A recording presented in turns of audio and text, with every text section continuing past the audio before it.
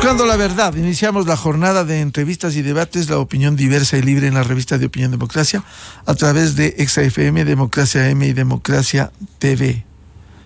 Queremos saludar a la decana en la Universidad de las Américas, UDLA, y directora ejecutiva de la Corporación Participación Ciudadana. Ayer, en un hecho que no estaba en la agenda, pero no importa, en el país ya nada sirve, nada se respeta la ley, la Constitución. Ayer fueron posesionados los nuevos consejeros del Consejo de Participación Ciudadana y Control Social.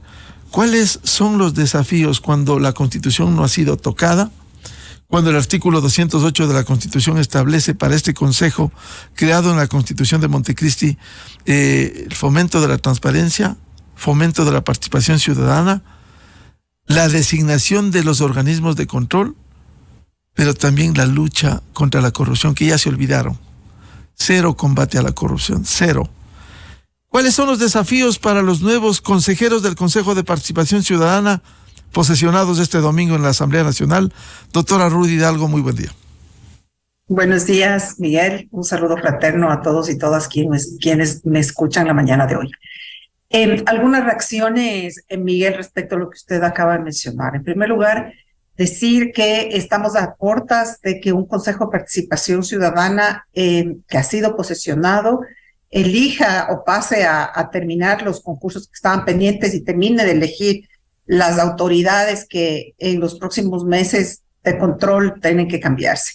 Y eso desafortunadamente nos preocupa a todos y nos debe llevar a hacer una reflexión profunda que es real, a pesar de que quizá no sea tan bien vendida por algunos sectores. En primer lugar, hay que entender que el Consejo de Participación Ciudadana es un organismo que ha venido siendo bastante combatido por varios temas, no solamente por su falta de idoneidad el momento de ejercer los cargos quienes antecedieron desde el principio hasta el final, hasta ahora, en los cargos del Consejo de Participación Ciudadana. Hemos sido testigos de sus escándalos, hemos sido testigos de sus peleas, hemos sido testigos de sus manipulaciones, hemos visto que por ahí ha pasado desde un cura, pasando por un karateca, hemos visto cómo entre ellos se arranchan el puesto, hemos visto una serie de elementos bastante lamentables que no hablan de una organización o de un organismo que precisamente se dedique o cumpla las labores de lucha contra la corrupción y fomento a la participación ciudadana. Hay otro aspecto que a mí me preocupa, y es haciendo un barrido de los porcentajes sobre los cuales obtuvieron en estas últimas elecciones. Recordemos que la persona o el consejero, para no dar nombres, o consejera que más porcentaje obtuvo a nivel nacional de votación para llegar a este puesto fue entre 8 y 12%. Es decir, imagínense lo que significa en el momento ya en la práctica que una persona que tuvo más del 90% en contra de la votación en las votaciones generales, con un 8%, con un 7%, es de esta persona la que va a elegir nada más y nada menos que las autoridades más importantes del país. Y yo no digo nombres porque yo creo que no es un tema de nombre, es un tema de que el sistema es defectuoso en el sentido de que este órgano o este especial organismo, digamos, ¿no es cierto?, del parte del sistema de transparencia, no está bien concebido y no da buenos frutos. Los indicadores técnicos que se ha tenido a partir del 2008, cuando fue creado, hasta hoy, que estamos en el 2023, nos habla de un mecanismo al cual llegan, ¿no es cierto?, personajes que muchas veces no cumplen ellos mismos la ley. ¿Por qué digo esto? En el tiempo de las elecciones, en el tiempo de campaña electoral, recuerden claramente cuáles son las normas para aquellas personas que se postulan para el Consejo de Participación Ciudadana, y son claras, es decir, no podían hacer propaganda política y peor todavía poder aparecer ligadas con ningún partido político. Obviamente, también tuvo que ver ahí la falta de control del Consejo Nacional Electoral, que miró para los otros lados y ni siquiera hizo un mínimo de esfuerzo para controlar pero también y sobre todo partió en ese momento del defecto o la defectuosa visión de los candidatos entonces, y que ahora muchos de ellos ya son consejeros, cuando alejados del cumplimiento de la ley hicieron campaña identificándose plenamente con un partido político, luciendo sus camisetas, sus gorras, sus nombres e inclusive su propio color. Si es que ya de entrada, Miguel, estamos viendo que les valió la ley en el momento que estaban haciendo campaña, usted podría tener una idea, y los ecuatorianos podemos tener una idea de cómo va a ser a futuro su actuación. Ayer mismo yo veía cómo dos de las consejeras que se habían declarado independientes ya ayer se autodenominan aliadas de un sector político. Imagínense lo ridículo que se oye, que se escucha y que obviamente se entiende. Un organismo que el espíritu que de su creación supuestamente fue representar a la ciudadanía, ahora tenemos contaminado otra vez con una visión política, y sus propios consejeros no les da ningún empacho y no les da vergüenza alguna ya autodenominarse que van a estar aliados con una tienda política. Eso habla obviamente de lo que le decía al principio. Es un organismo que debió haber desaparecido hace tiempo, y yo creo que ahí muchos de los que en el momento estuvieron en la Asamblea Nacional cuando este proceso de recoger firmas, que cogió más de 300,000 firmas y que fue a dar en el seno de la Asamblea, yo creo que ellos tienen que responderle al país y tienen una deuda enorme a la democracia del país, porque allí fue en ese momento que se tuvo ¿cómo se llama? La oportunidad histórica de cambiar esa realidad e ir mejorándole, o de alguna manera quitándole al Consejo de Participación Ciudadana la posibilidad de elegir los órganos de control. No se lo hizo. Nosotros comparecimos en ese momento. Yo personalmente comparecí ante la Asamblea Nacional dando los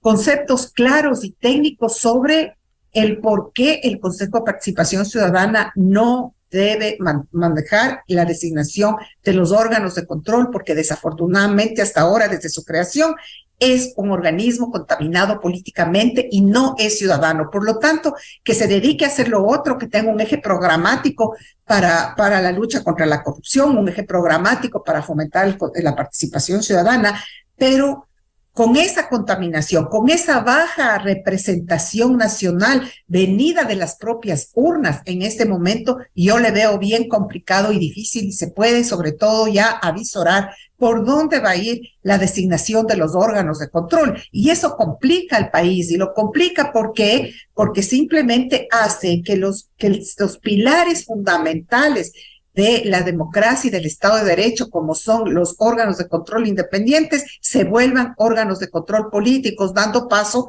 a un debilitamiento de la democracia. Como digo, esto no es un tema personal, es una crítica al sistema.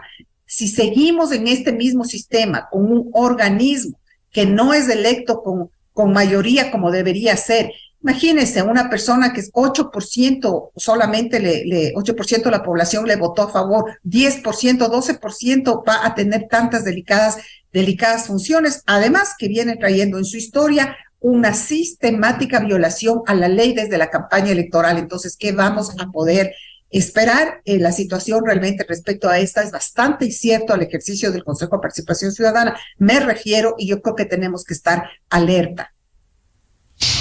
Esa alerta debiera versar sobre las acciones que van a cumplir. Y perdóname decirle, doctora Ruth Hidalgo, usted que ha estado preocupada tanto tiempo de estos temas institucionales, ¿y qué les va a importar? Hoy tarde se instalan, designan las autoridades y comienzan su tarea partiendo de los procesos de designación de los organismos de control. Ellos harán mayoría y simplemente van a seguir con la dinámica que hubo desde la aprobación de la Constitución y la instalación de este Consejo de Participación Ciudadana.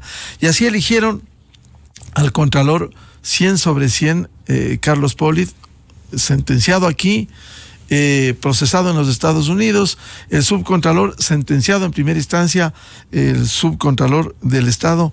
Va a seguir esa dinámica y el país absorto de lo que sigan haciendo con los organismos de control. Probablemente esa dinámica, como usted la denomina, va a seguir, digamos, esta receta. Sin embargo, yo creo que hay otros elementos que quizá estamos perdiendo de vista que son importantes ponerlos sobre la mesa. Y esto es que el Ecuador del 2008 no es el mismo Ecuador del 2023. ¿Qué quiero decir con esto? Quiero decir que ha pasado muchísima agua debajo de este puente democrático del 2023. Los ciudadanos hemos podido ver también las bondades y las ventajas de la libertad de expresión, de la libertad de asociación, versus el espacio y el momento político bastante constreñido en temas de derechos y de libertades hace algunos años atrás, que justamente fue lo que hizo generar en la ciudadanía un rechazo completamente a un régimen de tinte autoritario, un régimen que entre a arrasar con todo. Yo tengo mis dudas que, si bien es cierto, la Asamblea tiene una mayoría aplastante con la cual podría y va a poder hacer lo que quiera, digamos, en términos prácticos, ¿no es cierto?, con unos 96 votos, digamos, que pueden manejar lo que ellos quieran manejar. Pero de alguna manera también yo creo que tenemos que ser objetivos y pensar que esa asamblea el viernes tenía 94% o 96% de rechazo. Es decir, no es la misma mayoría que en el 2008 ocupó los curules con más del 65% de aprobación por parte de la ciudadanía, con una constitución política aprobada con el 85%, que fue histórico en ese momento, y obviamente una aprobación del régimen altísimo en ese momento. Hoy estamos en un proceso de crisis y eso no hay que dudarlo. Y esa crisis también viene por el lado del rechazo que tiene la ciudadanía ante el ejercicio de la política exclusivamente en el legislativo. Obviamente también los partidos políticos, obviamente, ¿no? Porque vienen allí, desde allí viene la representatividad en el legislativo, pero hoy por hoy este legislativo de 96 legisladores tiene, de 96 votos, tiene el 96% también de rechazo nacional. Entonces, eso, ¿qué significa? Pueden decir y hacer lo que ellos crean y lo que en su agenda estuvo prevista desde el primer momento de que ellos llegaron a las curules, pero también significa que hay un 96% de la población que les está mirando y no les está mirando con buenos ojos. Ellos tienen un espacio de manipulación política importante, 96 votos son importantes, y con eso ya vamos a ver justamente lo que van a lograr hacer en esta semana en relación al juicio político, ya más o menos se puede avisorar.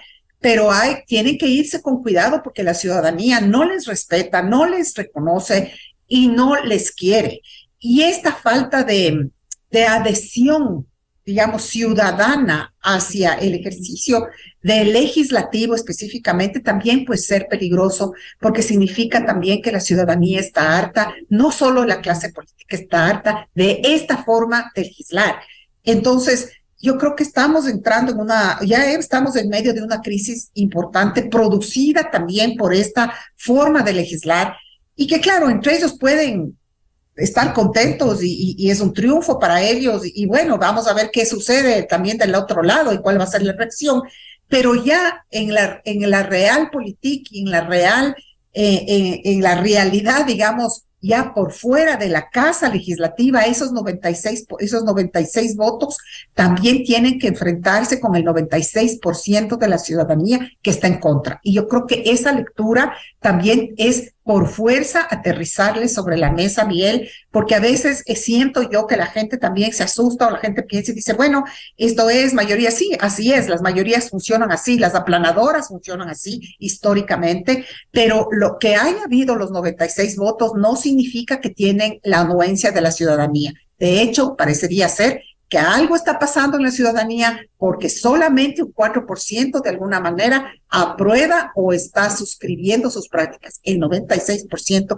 que es tremendamente alto, no lo hace. De manera que ahí hay un tema que la misma Asamblea tiene que ponerse a pensar, y los mismos legisladores que están contentos con esos 96 votos, esos 96 no significa 96% de aprobación, porque los números están hablando. Esos números son reales, no son inventados, la ciudadanía no les acepta y no les legitima. Y yo creo que ese es un problema enorme porque es el segundo poder del Estado, el cual debería tener legitimidad y debería tener credibilidad y confianza de la ciudadanía. La confianza es uno de los elementos súper importantes en la política para mantenerse en política y para tener, sobre todo, legitimidad en las decisiones que se toman. 96% en contra es realmente complicado para la Asamblea Nacional también, y yo creo que hay que entender la ciudadanía que la Asamblea está pasando un mal momento, a pesar de que ellos digan que los 96 votos es bueno para su ejercicio legislativo.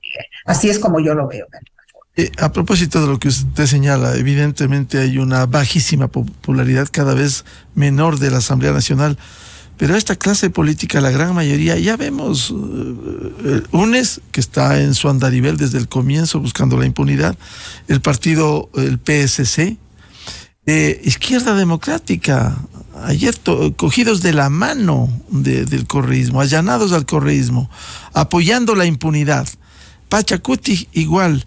¿Y qué les importa que solo el 4% les reconozca a ellos? Si van a seguir haciendo lo que les viene en gana en la Asamblea Nacional, en esta débil institucionalidad, doctora Ruth Hidalgo. Probablemente, Miguel, como usted mismo dice, ¿qué les importa? Obviamente, para los fines de cumplir la agenda política que ellos se han planteado, en este momento, ciertamente, para ellos no es tan importante, digamos, si la ciudadanía les quiere o no, en este momento para la consecución de votos, porque simplemente la consecución de votos es únicamente un vehículo a través del cual ellos pueden cumplir esto que estaban buscando, que es llevar a la destitución del presidente a través de un juicio político, más allá de que realmente este juicio político haya sido un juicio político mal sustentado desde lo técnico, jurídicamente mal planteado, con una serie de errores y sobre todo salpicado además con la falta de idoneidad de quienes también lo han propuesto. Pero estas cosas justamente que estamos viendo en este momento, quizás sean útiles para ellos, repito, en este instante. Pero yo sí creo que no es cosa menor que la ciudadanía esté manifestándose solamente con el 4% de apoyo. Ese apoyo para un legislativo es importante, Miguel, porque significa que con 4% de apoyo es difícil que para una próxima elección de asambleístas, los mismos puedan llegar a ocupar las curules, aun cuando vuelvan a tener mayoría, supongamos en un peor escenario. Pero difícilmente van a ser ellos mismos, las mismas personas los que van a llegar. Y allí me lleva por fuerza a pensar en lo que usted decía al inicio, es decir, ¿cuál va a ser la respuesta por parte del gobierno? Yo coincido con usted que es un gobierno débil, sin duda alguna, y que también tiene y ha tenido y ha cometido sus errores sistemáticamente. Ahora, tampoco tenía mucho campo, digamos, de acción, tampoco tenía. Nosotros como Participación Ciudadana, con el sombrero de Participación Ciudadana ahora, le digo que cuando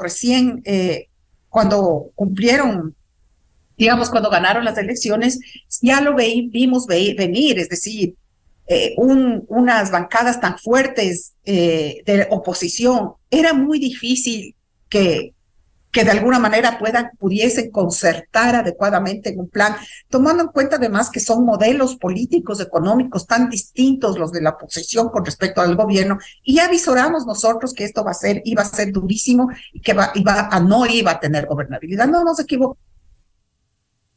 No ha tenido gobernabilidad el presidente, pero ahora también el pueblo está pendiente de ver qué es lo que va a hacer el presidente. Y yo allí creo que en cambio este momento ya en mi intervención y ya me cambio de cancha, digamos, y voy hacia la cancha del presidente y del Ejecutivo a ver qué es lo que el Ejecutivo va a hacer. Si el Ejecutivo se va a defender apropiadamente y después inmediatamente lanzar una muerte cruzada que es legal y constitucional, con todo lo que significa esto y todas las consecuencias, o simplemente el presidente va a ir, defenderse y como oveja al matadero agachar la cabeza y esperar que se la corten. Y yo creo que está en una encrucijada importantísima también el presidente, porque tiene que demostrar en este momento también cuán capaz es de escuchar el clamor de los ciudadanos, y los ciudadanos muchas veces creemos, desde muchos espacios, que una legislatura así como está ahora necesita un reseteo porque si no dejar y simplemente agachar la cabeza, no creo que sería una solución adecuada porque al fin y al cabo también él está representando, por más que tenga una baja aceptación, que también tampoco es que tiene una aceptación muy alta, pero está representando por lo menos a más del doble de la población de lo que está representando o 3 veces más de lo que está representando la misma asamblea. Entonces yo creo que en coherencia, en derecho, porque le asiste el derecho, ojalá se tomen las decisiones que tengan que tomarse pensando en el bien del país, pero también con una agenda bien trabajada detrás, con un proceso quizá de concertación con la ciudadanía inmediatamente después de una decisión de ese calibre, porque tampoco se podría tomar una decisión así sin tener una agenda y un eje programático detrás, sino tendría que venir con un eje programático y con una agenda política, jurídica, técnica, social, pero sobre todo de encuentro con la ciudadanía que pueda soportar y que pueda sostener una decisión de ese calibre. Es decir, estamos en un momento crítico, Miguel, para la democracia. Sin embargo, creo también que deberíamos sacar de este momento crítico o verle como un momento de oportunidad para mirarnos quizás al espejo, lo que está sucediendo en la Asamblea Nacional.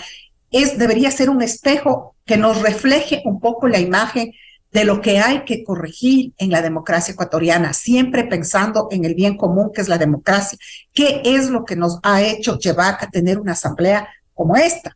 Un sistema de partidos defectuoso, una falta de control del sistema en el momento de los temas electorales, las personas que hicieron en el Consejo de Participación Ciudadana propaganda a vista y paciencia del Consejo Nacional Electoral debieron haber sido sancionadas y debieron quizá hasta sido separadas del proceso. No sucedió. Y eso también ha ido abonando a la teoría esta de que la gente puede hacer lo que le da la gana. Porque no importa, no hay institucionalidad. Se pasan por el forro la institucionalidad y siguen y ganan puestos. Gente que no debería estar porque desde un principio, cuando son candidatos, vulneran la ley. Entonces, esta crisis es un reflejo de lo que le falta a la democracia ecuatoriana y hay que verla quizá también como una oportunidad para irle pensando al país sobre la base de qué es lo que tenemos que cambiar y cómo tenemos que ir caminando hacia seguir luchando por la democracia, porque no podemos bajar los brazos, Miguel. Doctora Rudy Hidalgo, ese momento de oportunidad que usted habla podría ser aprovechado por el presidente para dar la muerte cruzada, dado el panorama, el escenario que tiene esta semana. Bueno, el presidente no tiene muchas opciones, Miguel, tiene solamente 2. Una, comparecer, como ya dije anteriormente, a defenderse con lo que pueda, ¿no es cierto?, con uñas y dientes, quizá teniendo una buena defensa, explicando con pruebas, quizá diciendo todo aquello que también la ciudadanía ha esperado todo este tiempo que diga y no se ha pronunciado, porque ahí también hay que decirlo, hay errores de fondo y de forma por parte del Ejecutivo y eso hay que decirlo. Y quizás sea esta una oportunidad para ir y frente al país se defienda con todo, es decir, demuestre al país que como el Ejecutivo lo dice, esta ha sido un juicio espurrio y un juicio malintencionado, entonces que lo demuestre y que se enfrente ante una asamblea en esas condiciones. O si no, también, y después llame a la muerte cruzada, o si no, se adelante y tome esa decisión, que vaya por el camino también de la muerte cruzada, con todo lo que eso significa, ¿no? Porque también hay que entender, y yo lo he dicho en este foro y en otros foros también, que la muerte cruzada no es tampoco la solución, que el día siguiente todo se compone. No es así. La muerte cruzada también va a generar un momento de conflictividad enorme, porque aquellos que están y se quedarán en la asamblea no van a estar contentos tampoco y de irse tranquilamente. Yo estuve en un programa de televisión donde un asambleísta dijo, nosotros no nos vamos a ir.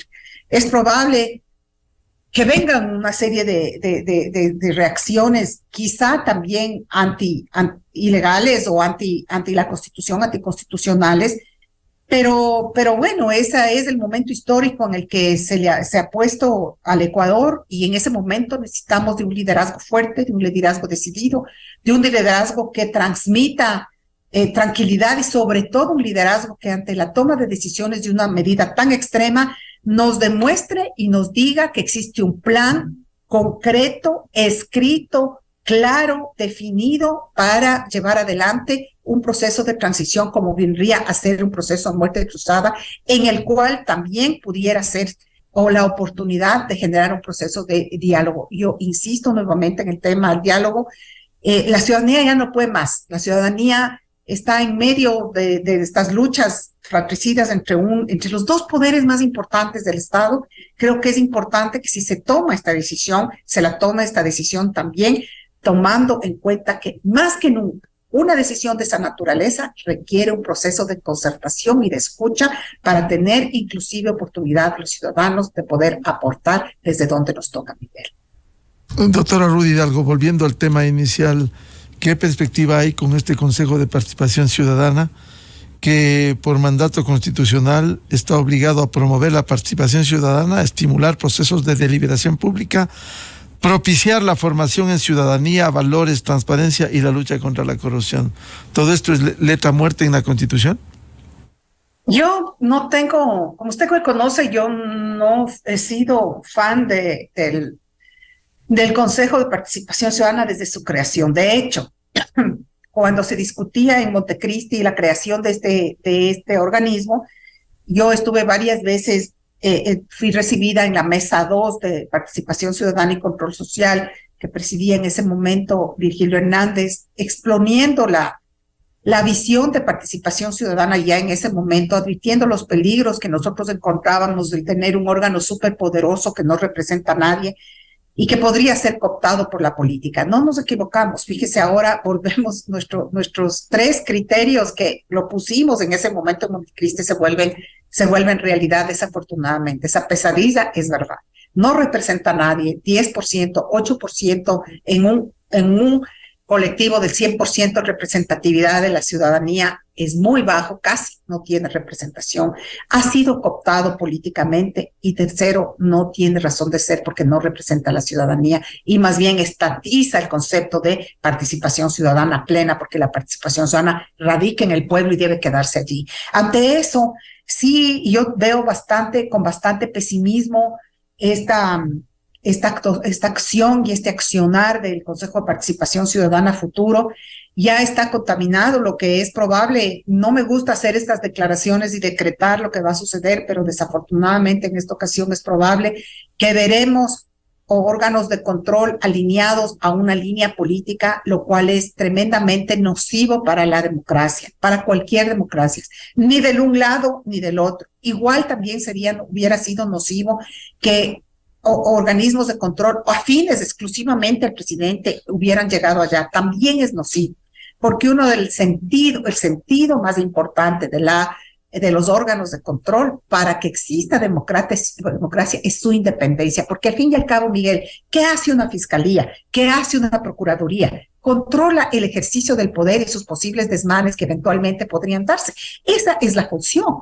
Pero imagínese lo que es usted tener una fiscalía que lo que se dedique es simplemente acomodar las cosas y las fichas para que en el gobierno nada se sepa, todo esté opaco, todo esté oscuro y los defectos o los actos de corrupción que deberían ser tapados, descubiertos, así sea aparte del mismo gobierno, empiezan a ser tapados y empiezan a ser encubiertos por el mismo órgano de control.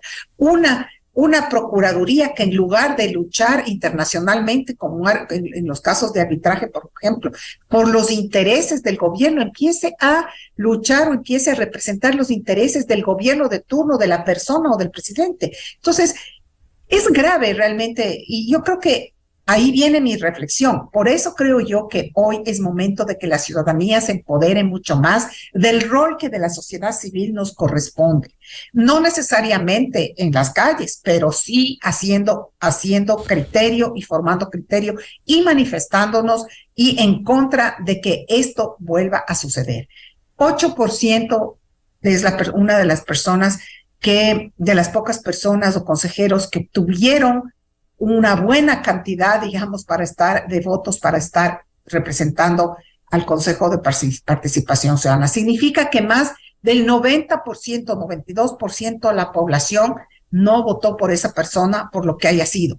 Ergo, la población en su mayoría tiene que estar activada para hacer fuerza y evitar que la democracia se vaya debilitando mucho más, porque unos órganos de control cooptados simplemente es la receta para la corrupción, para la impunidad, pero también para los desmanes, y además es hermana gemela de los desmanes contra los derechos humanos. Entonces, hoy nos quejamos de esto, mañana ¿de qué nos vamos a estar quejando? Quizá de violaciones de derechos humanos o restricciones, otra vez a la libertad de expresión y a la libertad de asociación, con gente que únicamente tuvo el 8% de voluntad popular. Y yo creo que eso es bien importante. En democracia, el porcentaje y la legitimidad de las personas que llegan a los cargos públicos también se les da el porcentaje con los cuales llegan a ejercer. Por eso es importante para aquellas autoridades que se posesionaron ayer, y nosotros como Participación Ciudadana mandamos un comunicado. ¿Qué es lo que esperamos? Esperamos que estas personas que también se posesionaron con menos del 50%, menos del 40%, otros menos del 30%, gobiernen para todos y para todas. Es decir, no solamente para ese reducto de 24, 25, 30, lo que haya sido por ciento, sino para todas en función de visiones democráticas y en función de visiones absolutamente humanas, pero sobre todo transparentes y honestas, Miguel. Consecuentemente, doctora Ruth Hidalgo, el panorama es complejo y difícil. ¿Quién puede negar que debiera haber miembros de los organismos de control que sean independientes, ni del gobierno de turno que sea, ni de la oposición, sino absolutamente independientes? Así es. Ese es el ideal, ¿no es cierto? El ideal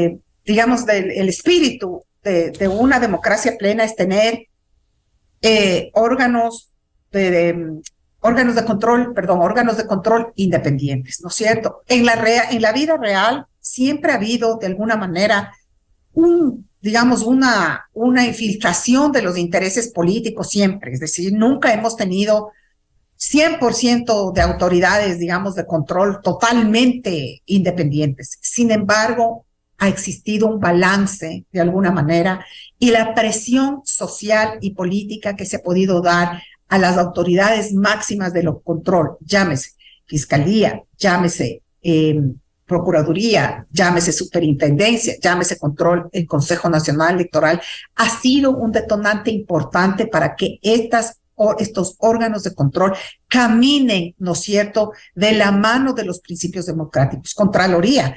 Claro que el tema de la Contraloría, cuando estuvo el Contralor Pollitt, cambió desafortunadamente totalmente la visión de independencia y de control del uso de recursos públicos que tenía que haber llevado adelante un Contralor eficiente. Y obviamente ya sabemos dónde está y por qué está donde está, justamente porque no cumplió con el deber. Pero sí hemos tenido contralores distintos en la historia del país, y eso yo creo que es importante recalcar también. Hemos tenido buenos fiscales también. Yo creo que la acción de la fiscal actual también podemos estar de acuerdo o no con todo, quizá no estamos de acuerdo con todas las decisiones que toma, pero de alguna manera se ha fajado de alguna forma contra la corrupción y ha tomado decisiones que durante muchos años, en una década, no la habíamos visto. Y este realmente yo creo que es el ejemplo claro de que qué es lo que sucede cuando se tiene personas comprometidas con lo que tienen que hacer, y sobre todo que no responden a intereses políticos y que no le deben el puesto a nadie. El deber el puesto a un ente político en el órgano de control complica la situación para quien ejerce el órgano de control, pero sobre todo daña la democracia para el país entero, porque esa persona empieza a ser recadero de quien esté en ese momento en los órganos de control, en el Ejecutivo, ¿verdad? Y el órgano de control ya deja de ser lo que debe ser, un control al poder. Los órganos independientes son los órganos más importantes para el control de los desmanes del poder y para evitar que desde el poder los ejecutivos de turno se vayan en contra de los principios democráticos. Por eso es tan difícil y tan importante esto, Miguel. Bien, a la Directora ejecutiva de la Corporación Participación Ciudadana, doctora Ruth Hidalgo, muchas gracias por estas reflexiones, al menos sobre los retos del Consejo de Participación Ciudadana y Control Social que fue posesionado este domingo en la Asamblea Nacional. Ruth, muy amable. A ustedes, muchas gracias. Un saludo a todos y todas. Muchas gracias. Muy buen día. Buscando la verdad, 7:18 minutos en el territorio continental ecuatoriano. Pausa publicitaria. Ya volvemos en estudios con el señor ministro de Gobierno, doctor Henry Cucalón, y a pocas horas de la presentación del presidente de la República en la Asamblea Nacional por el juicio político en su contra.